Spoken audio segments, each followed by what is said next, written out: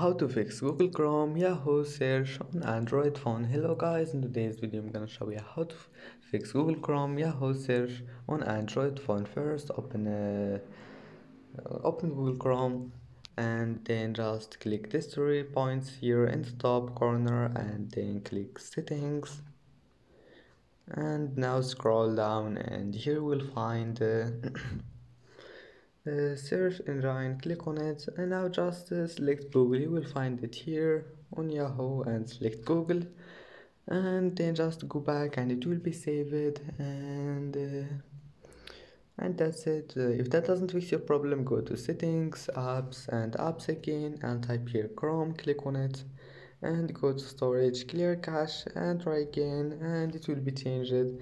And that's it for today's video. Don't forget like and subscribe, and see you in the next video.